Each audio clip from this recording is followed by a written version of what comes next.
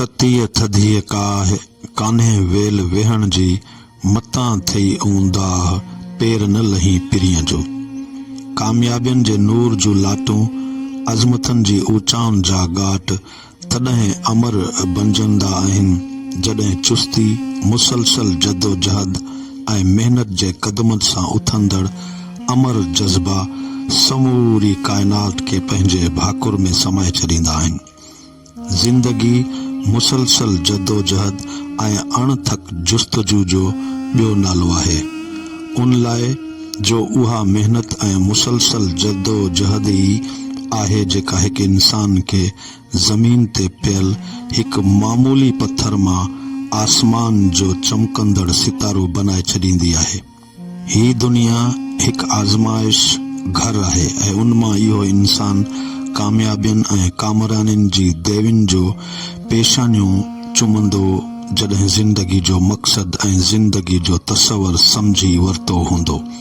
ऐं ज़िंदगी जो मक़सद जी तलाश, पंहिंजी मंज़िल जी माणण लाइ हर सांभाहो करणु, पंहिंजी ज़िंदगी खे काराइते ऐं यादगार बनाइण लाइ हर मुमकिन जदोजहद करणु ऐं ज़िंदगी जो फ़लसफ़ो ऐं तसवर उन खां सवाइ कुझु बि न आहे।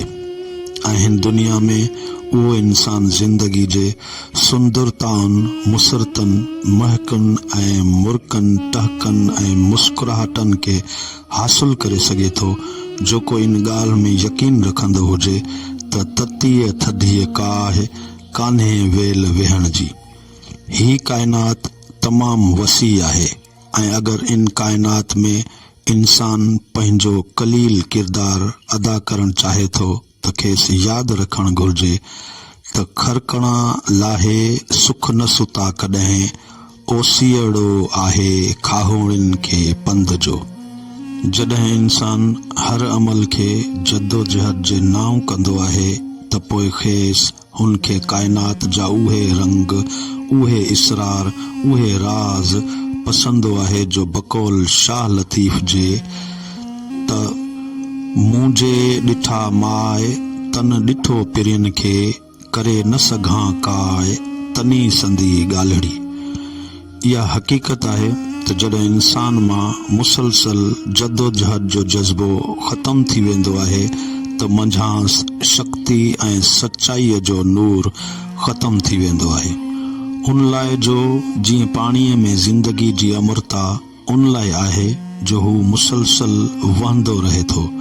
अगरि संदसि वहकिरो बंदि थी वञे त हू बदबू करे वेंदो ऐं उहो बदबूदार पाणी ज़िंदगी जो अमरता, ज़िंदगी जी सुंदरता जी अलामत न बल्कि बीमारी जी अलामत हूंदो, जेका आख़िर में मौत जी वादियुनि में अकेलो ऐं तन्हा करे मौत जी आगाश में फिटो करे छॾींदी आहे। त ॿी तरफ़ अगरि ज़िंदगी में मुसलसल वहकिरो यानी जुस्तजू जदोजहद न हूंदी त उहा ज़िंदगी सड़ी ऐं सींवारजी वेंदी, जंहिंमें ज़िंदगी जा नगमा न बल्कि मौत जा नोहा ॿुधण में ईंदा। जदोजहद ऐं कोशिश खां सवाइ ज़िंदगी उहा चीज़ आहे जंहिंमें का बि कशिश न आहे।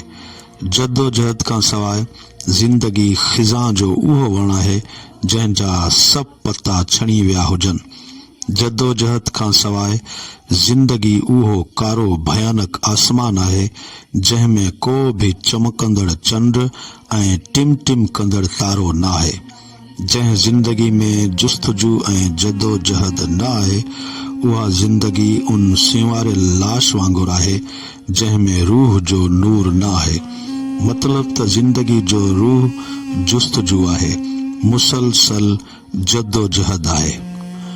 दुनिया जी तारीख़ गवाह आहे त जॾहिं बि क़ौमनि मां मुसलसल जुस्तजू ऐं जदोजहद जो जज़्बो ख़तम थियो तॾहिं हू ग़ुलाम बणिजी वियूं ऐं खेनि ग़ुलामी जे क़दमनि में चिचिरजण खां, ज़िलतनि जे पेरनि ऐं पस्तियुनि में चिटजण खां केर बि बचाए न सघियो ऐं ग़ुलामी सदाई लाइ संदन मुक़द्दर जो हिसो बणिजी वई।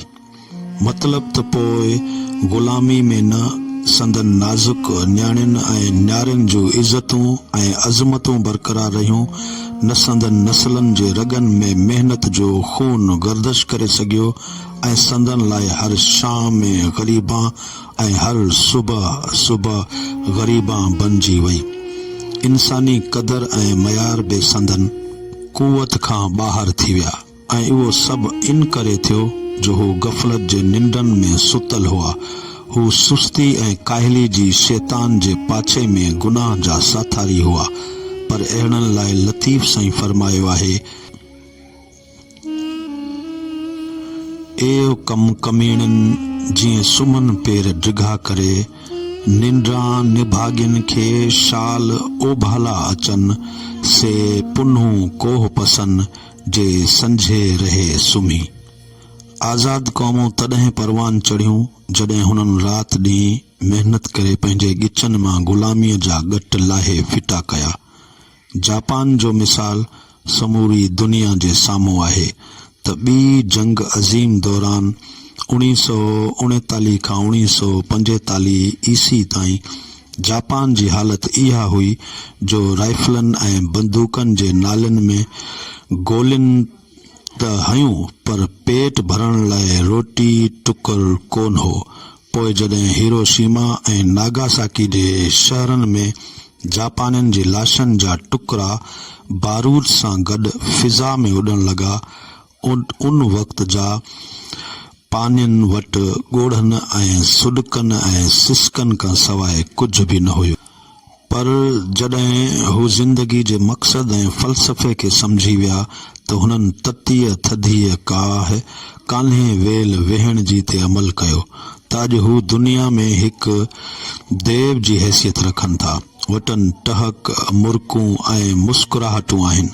मतिलब त यूरोप, अमरीका, चाइना, जापान वग़ैरह दुनिया में सिर्फ़ उन करे नालो कमायो जो संदन हर फ़र्द रात ॾींहुं जदोजहद ऐं जुस्तजू करे थो। मुसलसल जुस्तजू कई बीमारियुनि जो इलाज बि आहे। उन लाइ जो जीअं चवंदा आहिनि त ख़ाली दिमाग़ शैतान जो मस्कन हूंदो आहे ऐं वांदो इंसान या त चरियो थींदो या त बीमार थींदो। जॾहिं त मुसलसल जदोजहद ऐं मसरूफ़ियत करे इंसान केतिरनि ई गुनाहनि खां बि बची वेंदो आहे। ज़िंदगी में कई हसरतूं ऐं तमन्नाऊं आहिनि ऐं उन्हनि जे पूराए लाइ सभ खां ज़रूरी चीज़ आहे मुसलसल महिनत ऐं मुसलसल कावश।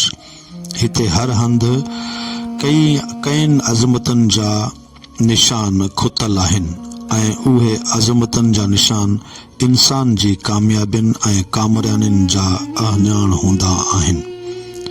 उहे अज़मतनि जा निशान तॾहिं खड़ा थिया जॾहिं उन्हनि उन ते अमल कयो त जे घिड़िया से चढ़िया ईअं अथई, मुई मतीअ मेहराण में पए टपो ॾेई, न साहड़ मिले संभूरो सेड़ा हसी। तारीख़ जे वर्कनि ते उन्हनि इंसाननि ऐं उन्हनि क़ौमनि खे सोननि हर्फ़नि सां लिखियो वियो आहे जिन महिनत ऐं मुसलसल जदोजहद सां हिन दुनिया में कारनामा सर अंजाम ॾिना। उन लाइ जो कारनामा सचाई ऐं मोहबत सां महिनत ऐं जुस्तजू जे कुख मां जनम वठंदा ऐं उहे कारनामा कीअं इंसाननि जे ज़िंदगियुनि में रोशनियुनि, उमेदुनि ऐं आसन जा दीप रोशन कंदा आहिनि। भलाई ऐं नेकी जा सभु रस्ता तॾहिं सम्झी सघजनि था जॾहिं इंसान मुसलसल ज़िंदगी जे राज़नि खे पढ़ींदो आहे। उन लाइ जो उन मां ई हमदर्दी, एहसास, कुर्बानी, सच्चाई, खुलूस वग़ैरह जा अनमोल जज़्बा जनम वठंदा आहिनि। मुसलसल जदोजहद हर कामयाबी जे दर ते अहिड़ी दस्तक आहे जंहिंजो जवाब हमेशा सुठाइनि में ईंदो आहे। जीअं लतीफ़ साईं फरमाइनि था त हितां खणी हुत जन रखियो से रुसियूं, साॼण सूं सुरत विखाई वेझो घणो। जदोजहद जो जज़्बो अगरि काइनात मां ख़ारिज कयो वञे त त हिन काइनात जो समूरो नज़ारो हिकु सेकंड में अची पट ते पवे। मतिलब त जीअं कशिश जी शिकस्ती ऐं सां काइनात जो निज़ाम क़ाइमु आहे त बिल्कुलु ईअं ई मुसलसल जदोजहद सां हिन दुनिया ऐं इंसाननि जो नज़ारो बरक़रार आहे। आसमान जा टिम टिम कंदड़ तारा, पाणी जा वहंदड़ नूरानी धारा, आबशारनि जा चांदनी वहकरा, गुलड़नि जी पनखड़ियुनि जे रक़्स आहे। इहे चीज़ूं आहिनि जेके इहो दर्स ॾेई रहियूं आहिनि त हिते उहो क़ाइमु ऐं ज़िंदा रही सघे थो जेको यकीन सां मञे त ततीअ थधी काहे कान्हे वेल वेहण जी। अगरि इंसान मां महिनत जो जज़्बो ख़तम थी वञे त मंझसि हर कशिश हू रूहानियत ख़तम थी वेंदी ऐं पोइ इहो इंसान अप्सराउनि जो उहो गीत बणिजी वेंदो जंहिंमें फटकार ऐं लानत खां सवाइ कुझु बि न हूंदो आहे। सुस्तनि काहिलनि लाइ हिन मुक़ाबले में तेज़ी जे दौर में का बि जाइ न आहे।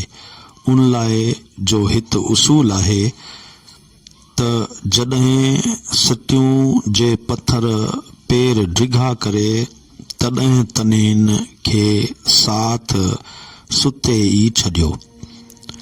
ही दुनिया हक़ीक़त आहे ऐं हिते हू इंसान ज़िंदगी जा रंग ऐं रूप पसी सघे थो जेको सराबनि में रहंदड़ न हुजे, जेको रुञनि पुठियां पेर पिथूं कंदड़ न हुजे। उन लाइ जो उहो ई दौर आहे जो हर हंधि मुक़ाबिलो आहे ऐं हक़ हींअर मिलनि कोन था बल्कि खसी वठणा पवनि था।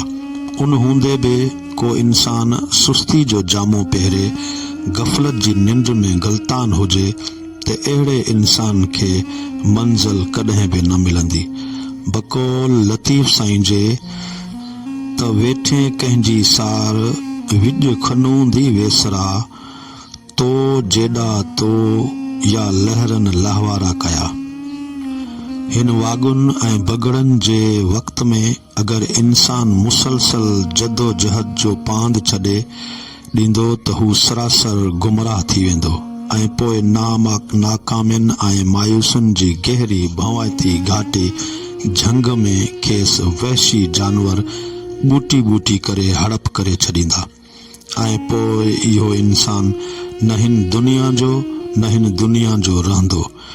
जदोजहद उहा चीज़ आहे जंहिंखे अपनाइण सां इंसान जी कामयाबियुनि जा सिलसिला हिते खां शुरू थियो विशाल आकाश जे वुसतनि खां बि मथे अर्श जे आका जी दरबार में वधनि था ऐं खेसि जन्नत जा उहे मंज़र ॾेखारिया वञनि था जंहिंजे ॾिसण सां दिलि खेनि अखियुनि में समाइण लाइ बेचैन थी वेंदी आहे। पर अगरि इंसान ततीअ थधीअ कान्हे वेल वेहण जी खे न सम्झो त उनखे लतीफ़ साईं सलाह ॾींदे फरमाए थो त पोखणी अथई त पोख न त वेंदई मुंद चढ़ी लुणंदो जॾहिं लोक सिकंदे हिकिड़ी संग लाइ।